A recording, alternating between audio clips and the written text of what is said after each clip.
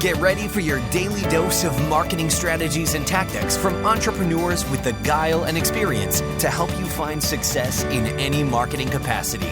You're listening to Marketing School with your instructors, Neil Patel and Eric Su.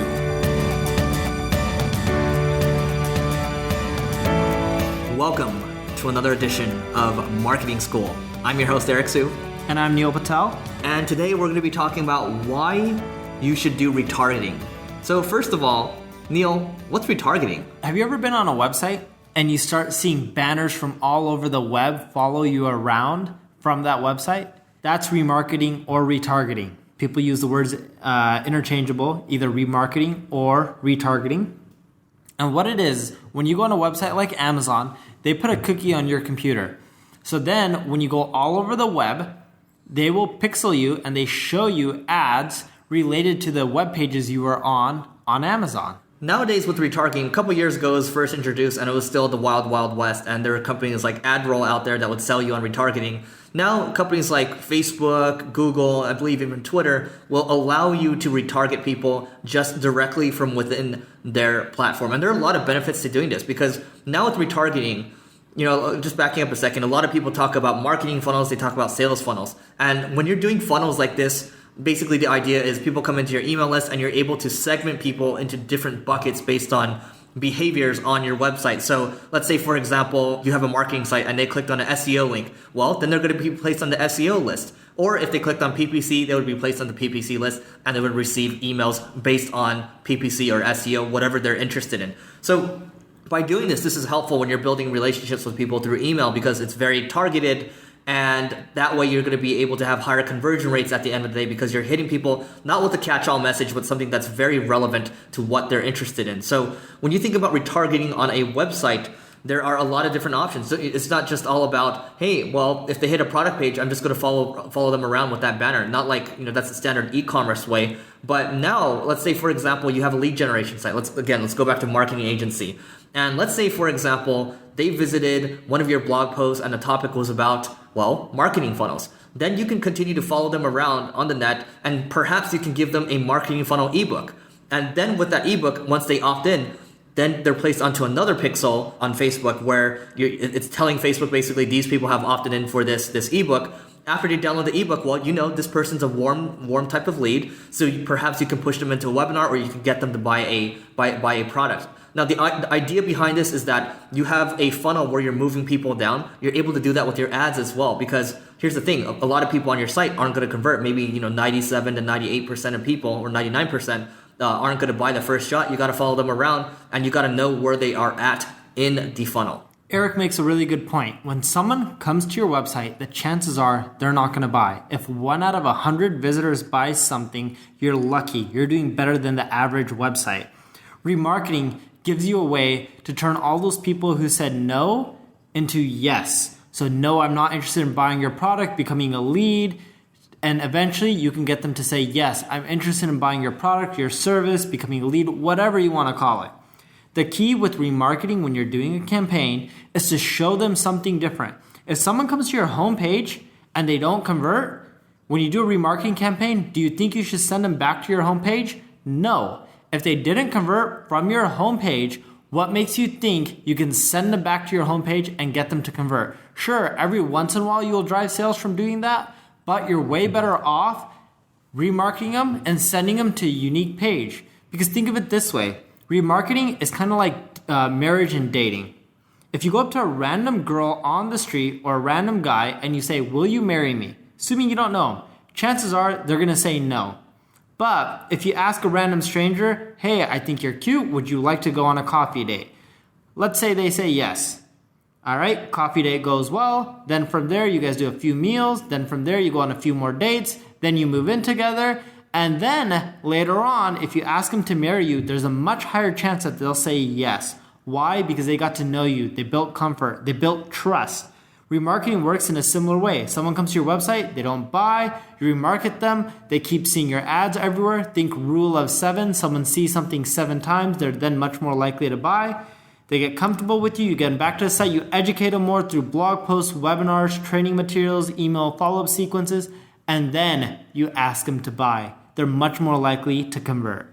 Neil brings up a really good point, and I want to show you guys something, and this is something you want to Google later. So Google, this is from our friends at Digital Marketer, but go ahead and Google Digital Marketer traffic temperatures, and you will see a Venn diagram based on cold traffic, warm traffic, and hot traffic. So Neil basically gave you a funnel. When you're going to ask a girl out, well, when you're going to somebody cold, you have to ask them out on a date. And then after that, maybe after you go on a couple dates, maybe you guys move in, well, then that's when they're a warm lead. Then when they're hot, when you guys have moved in already, that's a hot lead. Then you can close them on the marriage. But that's how it all works. I mean, let's put this back into a marketing context for a second.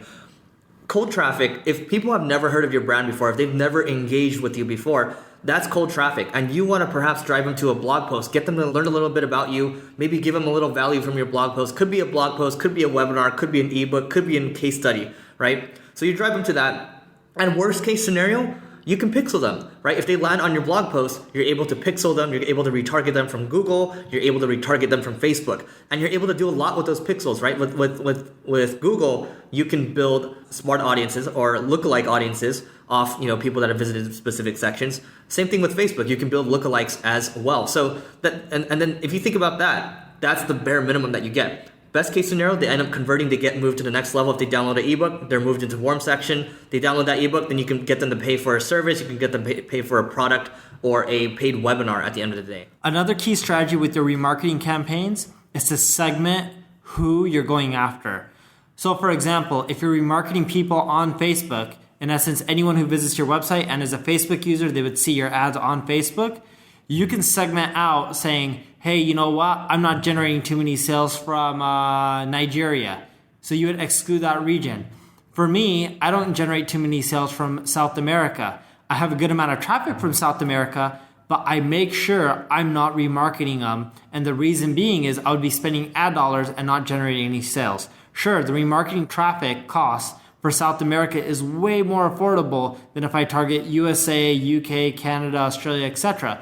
But if they're not going to convert into sales, why spend any time remarketing them in the first place? Same goes if you have a small mom and pop business that's, let's say, localized to a specific region. So if you have a coffee shop in Seattle, Washington, why would you remarket to people in California? By doing that, you're just going to get a ton of people going to your website that won't ever buy anything and stop into your coffee shop. Love it. Okay.